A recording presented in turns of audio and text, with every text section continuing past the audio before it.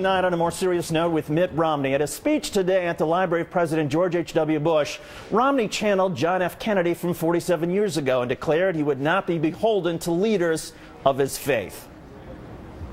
Let me assure you that no authorities of my church, or of any other church for that matter, will ever exert influence on presidential decisions. However, whereas John Kennedy said the separation of church and state is absolute, Romney today took a more muddied view. The founders proscribed the establishment of a state religion, but they did not countenance the elimination of religion from the public square. We are a nation under God, and in God we do indeed trust.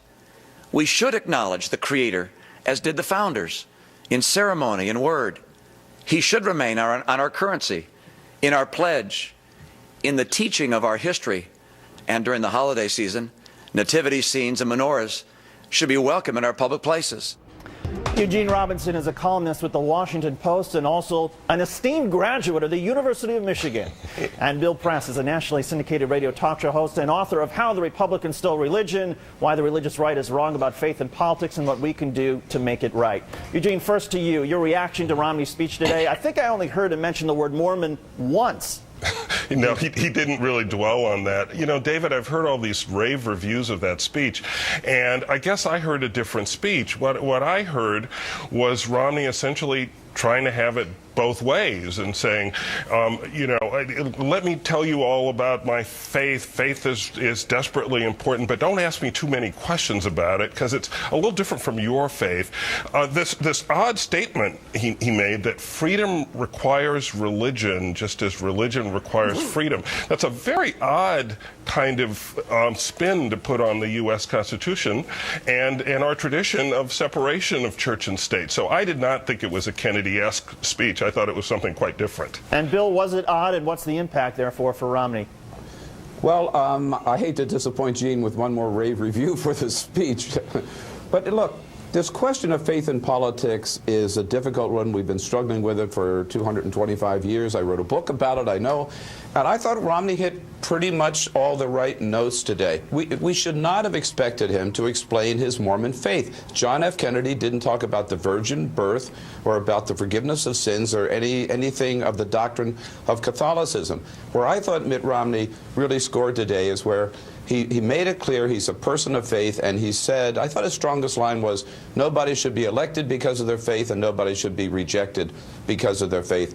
I thought he did what he had to do today, and may I add, by the way, he certainly looked presidential. All three cables carried him live. He had 8 American flags on the stage. He was introduced by Daddy Bush. No candidate on either side so far has had that kind of positive exposure. I thought it was a real 10 strike for Romney. But in that case then, Bill, he essentially used the media. I mean, certainly he did look presidential, and all the praise has been about the style, but when it comes to the substance, after all these questions about whether Mormonism is a cult, whether Mormonism is somehow part of Christianity, he didn't address any of that. No, but he was, listen, again, he was not there. Who said he was there to address it? The media has put that expectation on it. He is not a theologian. I don't want a politician explaining the articles of faith of their particular sect or whatever they belong to. It's not their job, and he's not good at it. And by the way, if you want to ask those questions of anybody, I think we should be asking them of Mike Huckabee. I'm more scared of Mike Huckabee's religion and what he would do as a minister were he president than I am what Romney as a Mormon member would do if he were ever elected. Well, speaking of Mike Huckabee, he was asked this morning about Romney's speech. He actually gave a reaction before the speech was delivered, but he was read an excerpt of what Romney was going to say, and here's how Mike Huckabee reacted. Watch. He said that he is a Mormon, and he also says that he follows Jesus Christ. I take him at his word. I take that at face value. I have no reason to question that. But I think people are asking me to try to dissect his faith.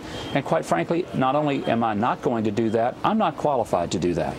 Eugene, I got to believe that to the extent that Mitt Romney has been able to put attention on his faith, this also in some sort of weird fashion probably helps Mike Huckabee, because it reminds Mike Huckabee supporters as to why they like him, and it again gives Huckabee another platform to talk about religion, even if in this case he's saying, look, it's not for me to say what I believe about Mormonism or Mitt Romney's faith.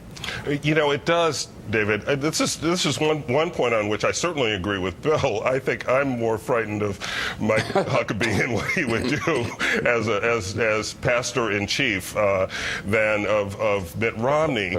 But, you know, why are our candidates' personal religious views the subject of the campaign all of a sudden? This is an issue on which I think Rudy Giuliani, of all people, has it right when he says, you know, basically that's his business. He's not perfect. He doesn't claim to be. And, you know, he says in a fairly nice way, buzz off, and I think that's the proper response. But how did we get here? It's because politicians have played up their faith and have played to religious conservatives by trying to emphasize how pious they are and how all but holy they are. And so naturally, people are going to question them on it. And well, Gene, if I may just add, Gene, you know that Mike Huckabee has actually played the religious card very effectively in Iowa, of course, which has a strong evangelical base. You know, he has on his website, identifies himself as a Christian leader, and subtly or not so subtly, he's making the point that to the evangelicals, you can trust me as a Christian, you can't trust Romney as a Mormon, which is why I think Romney really had to give that speech today. And Bill, you and Eugene have both mentioned your fears about Mike Huckabee. Real quickly, what exactly are the fears that you have about Mike Huckabee as far as being sort of the pastor-in-chief? Well, quickly, I would say, number one, how can you persevere, or preserve, rather, the separation of church and state when you've got a pastor and a president, one and the same person? Let's take evolution. He doesn't believe in evolution. Does that mean he would ban the teaching of evolution in public schools or demand the teaching of creationism alongside of it? Abortion. He's totally against it, thinks it's immoral in all cases at all times. Does that mean he would also make it illegal? I mean, I think we come as close to having an official state religion, having a minister or a pastor as a president, as we would ever come. God forbid, I might add. Bill Press and Eugene Robinson are going to come back after the next block. But